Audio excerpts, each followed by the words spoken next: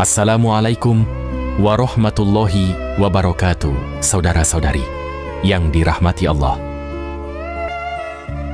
Di tengah padang pasir Mekah, di sebuah keluarga bangsawan Quraisy, lahirlah seorang anak laki-laki yang kelak akan menjadi salah satu panglima besar Islam. Namanya Sa'ad bin Abi Waqqas. Sejak kecil, ketangkasannya sudah terlihat. Tangan mungilnya begitu cekatan, menggenggam busur, menarik tali, lalu melepas anak panah. Sasaran apapun, jarang luput dari bidikannya. Saat tumbuh dalam kehidupan yang serba berkecukupan, keluarganya disegani di Mekah. Namun, di balik itu semua, hatinya selalu mencari sesuatu yang lebih dari sekadar harta dan kehormatan. Ia sering merenung, memikirkan arti hidup yang sesungguhnya. Suatu hari, kabar mulai tersebar di Mekah. Seorang laki-laki bernama Muhammad bin Abdullah mengajak manusia menyembah Allah yang Esa. Saat mendengarkan dengan seksama dan hatinya bergetar, tanpa ragu, di usia 17 tahun, ia memutuskan memeluk Islam. Ia menjadi salah satu dari 10 orang pertama yang beriman kepada Rasulullah. Namun, keputusannya membuat ibunya, Hamnah binti Abi Sufyan, marah besar. Suatu hari, ibunya berkata dengan nada penuh ancaman, "Wahai Sa'ad, tinggalkan agama Muhammad, atau aku tidak akan makan dan minum sampai mati." Sa'ad terdiam sejenak, namun matanya menatap teguh ke arah ibunya. "Wahai ibu, demi Allah, kalau engkau punya 100 nyawa, dan setiap nyawa itu keluar satu persatu, aku tetap tidak akan meninggalkan agama ini." Ancaman itu gagal. Ibunya menyerah. Dan sejak hari itu, Sa'ad bin Abi Waqqas memulai perjalanan panjangnya.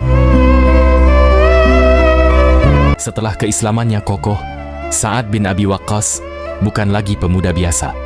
Ia adalah salah satu pembela Nabi Muhammad yang selalu siap maju di barisan terdepan. Dan di suatu hari, medan perang menjadi saksi keberaniannya. Peristiwa Perang Badar, 300 lebih kaum muslimin menghadapi ribuan pasukan Quraisy. Di antara mereka, Sa'ad memegang busur panahnya dengan penuh keyakinan. Anak panah dilepaskan, menembus udara menghantam musuh yang menyerang dari kejauhan. Sa'ad adalah sahabat pertama yang menumpahkan darah musuh di jalan Allah. Ia menembak tanpa ragu demi melindungi Rasulullah dan kaum muslimin. Bahkan di tengah hujan senjata, langkahnya tetap mantap. Ia tidak hanya memanah, ia juga bertarung jarak dekat, menghalau musuh yang mendekat. Keberanian Sa'ad bukan hanya soal kekuatan fisik. Ia bertempur dengan keyakinan bahwa kemenangan bukan ditentukan oleh jumlah pasukan, tetapi oleh pertolongan dari Allah. Rasulullah pernah mendoakannya secara langsung, "Ya Allah, tepatkanlah bidikan panahnya dan kabulkanlah doanya." Doa itu menjadi kehormatan besar yang melekat pada dirinya seumur hidup. Perang Badar hanyalah permulaan. Di setiap medan jihad, nama Sa'ad bin Abi Waqqas menjadi simbol keberanian, ketepatan, dan keteguhan iman. Islam berkembang pesat. Pada masa Khalifah Umar bin Khattab, Sa'ad dipercaya menjadi panglima besar untuk memimpin perang melawan Persia di Qadisiyah. Pasukan Persia sangat besar dengan persenjataan lengkap dan gajah-gajah perang. Namun Sa'ad memimpin dengan strategi yang cerdas. Ia memotivasi pasukannya. Kemenangan bukan karena jumlah, tapi karena pertolongan Allah. Selama beberapa hari, pertempuran sengit berlangsung. Akhirnya, pasukan muslimin meraih kemenangan besar. Kemenangan ini membuka jalan menuju penaklukan wilayah Persia. Setelah Qadisiyah, Sa'ad memimpin pasukan menaklukkan Madain, ibu kota Persia. Ia memperlakukan penduduknya dengan adil, menjaga keamanan, dan memastikan hukum Islam ditegakkan.